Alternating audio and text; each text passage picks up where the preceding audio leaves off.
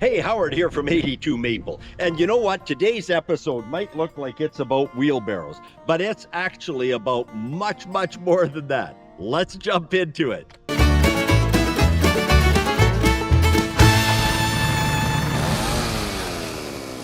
So 4 years ago, Coral and I undertook what for us was a pretty big property reno and restoration and rehab process. And you've seen lots of footage about that. But it meant we needed to expand our toolkit. And a couple of the tools that we got to assist us were these two Gorilla Cart wheelbarrows. And, they seemed reliable, well-built, resilient, and going to be kind of the last wheelbarrow you'll ever need to buy. Hey, that's my words, not the manufacturer's words. And you know what? They generally have stood up to that. So we made this purchase about 3 years ago. And again, being happy with the outcome, except for one Achilles tendon that makes these carts nearly instantly as useless as a bucket of smashed doorknobs. Hey, a coworker of mine said that one day. It sounded good, so I thought I'd throw it in here. So, on a fairly regular basis over the course of the past 2 years, Coral has come to me and said, we've got a flat tire on one of these wheelbarrows. Now, when Coral says we've got a flat tire, that means Howard has a flat tire to fix. And, most times I just take some of that, I remove the valve stem, I pump some of that green goop into it, put the valve stem back in, reinflate it, spin the tire a little bit, and problem solved. And for whatever reason, when Coral came to me last week with that, I went, you know what? I'm just going to take the time and pull one of these apart, which I did. Pulled the tube right out, took a look, and there was if you've used a paper punch, you'll know the size of kind of round holes that it puts in a stack of paper so it can fit inside a 3-ring binder or something. So there was a paper punch sized hole in one of the tubes. And that got me really curious because it wasn't an obvious puncture. We hadn't run over a board with nails or screws in it. That was obvious. And so I pulled the tube out. It was an easy enough fix. I put a little rubber patch on it and was getting ready to put it back in. Thought, you know what? I'm just going to pull the tire right off. Maybe it's got some sand or dirt. Maybe it got low on air, and that's rattling around in there and causing all sorts of destruction. I can vacuum that out, clean it out, and maybe solve the problem. Maybe that's what's going on here. So I did that, and I was surprised because there was zero dirt in the tire that could have been causing friction with the tube or causing problems with the tube. What I did see, because I happened to throw the wheelbarrow wheel up onto my workbench, as I opened the tire up, I could literally see my workbench top through the tire. So then I took a high-powered light, shop light, and set it on the workbench and did it again. And wow, like more than a dozen spots where I could see light right through the tire. Whoa. So we have a Gorilla Cart wheelbarrow with paper dragon tires on it. And so, again, why would a manufacturer build a wheelbarrow and name it Gorilla and build it sturdily and throw absolute garbage 50-cent tires on it? And yeah, again, how do I know that they're 50-cent tires? Because if the manufacturer paid any more than that for them, you know what? They got ripped off. But there's more. So, like I said off the top, this is really more than just about a wheelbarrow. At least once a month, Coral and I bump into instances with the various implements and tools we're using around here of either intentional or unintentional planned obsolescence. Yeah, I know that's a contradiction in terms. Unintentional planned obsolescence. Let's call it accidental obsolescence. But again, I'm puzzled as to how a gorilla wheelbarrow ends up with paper dragon tires on it. And, let's contrast it. Here's my dad's old wheelbarrow. So this rolls back the clock fully 58 years. He bought it when I was 12 years old.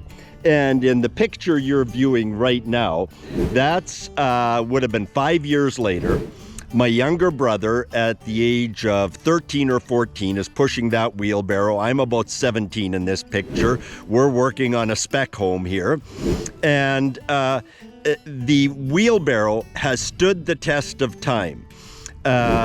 It's appeared in other photos.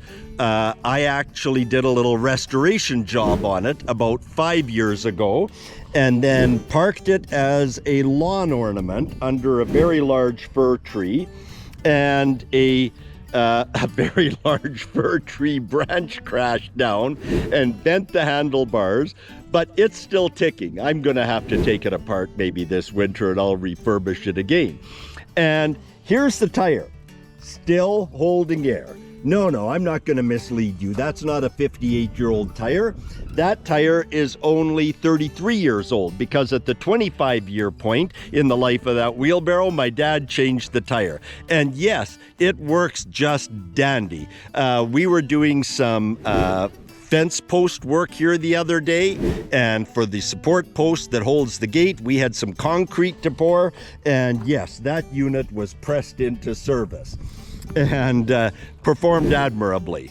And we can talk about the effect of sun on rubber. Well, these wheelbarrows have all been exposed to similar amounts of sun over the years. Yeah, they go indoors for the most part during the winter, but yeah, for most of the summer, they're outdoors. But the tires were just garbage.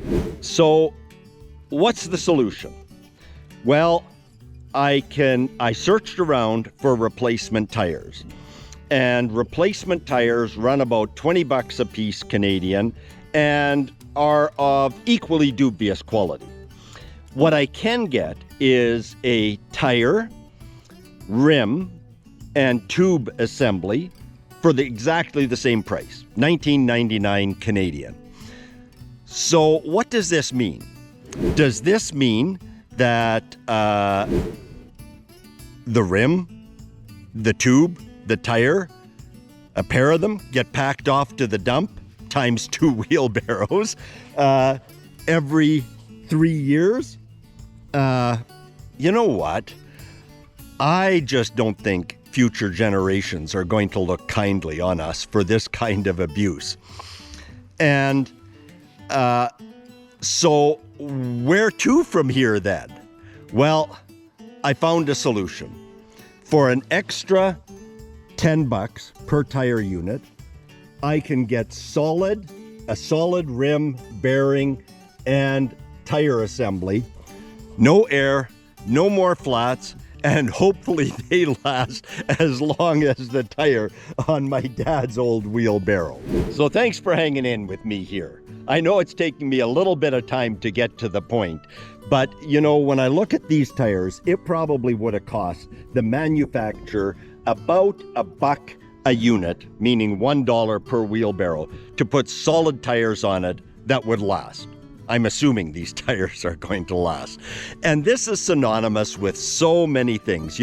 I don't think any one of us want any more government in our lives. But if there's a role for government, it might be in watching out for our environment and our wallets. And to again have had a permanent solution for this wheelbarrow right out of the gate, wow, it would have taken just about zero thought and just about $0. And as we extend this across cars, vehicles, we're fast entering the age, I think, of completely disposable vehicles. One just can't afford to do the repairs on many of the new vehicles once they hit obsolescence, which seems to be around 5, 6, or 7 years. And meanwhile, I came from a family where periodically we were running a second car that was 20 years old and it performed reliably. I remember my dad having a 1950 Plymouth. I don't know how many miles that thing had on it, but he ended up selling it at about the 20-year point to a friend of his that he worked with, and that person ran it for a number of years, threw a paint job on it and resold it, and it was still chugging along. And yet today, we're buying name brand appliances. We're seeing that 5-year-old appliances heading for the dump, major name brands. Coral and I replaced a dishwasher here less than 4 years ago. It cost what a dishwasher costs. It was a major name brand. We've had a repair person out now twice. The repair person's bill now exceeds 60% of the cost. It was for components that I don't have the expertise to diagnose or work on. And the floor damage caused by a faulty component ran another $400 or $500. I just think that at some point, that sort of obsolescence needs to be penalized in some fashion, and maybe wrongly, I see that as a role of government. And if and when government does crack down on manufacturers for bad behavior, you know what? Those manufacturers aren't going to get a sympathy card from me. Instead, I might actually send a thank you note to the government for doing what I think they should be doing. So there you have it. And that's life. One has all sorts of obstacles to navigate. Here's hoping that you're navigating these obstacles well. Keep smiling. We're all in this together. Thanks for tuning in and being part of my journey. Much appreciated. Throw your comments down below. They always seem to initiate a great dialogue and some new learnings for me. Talk soon.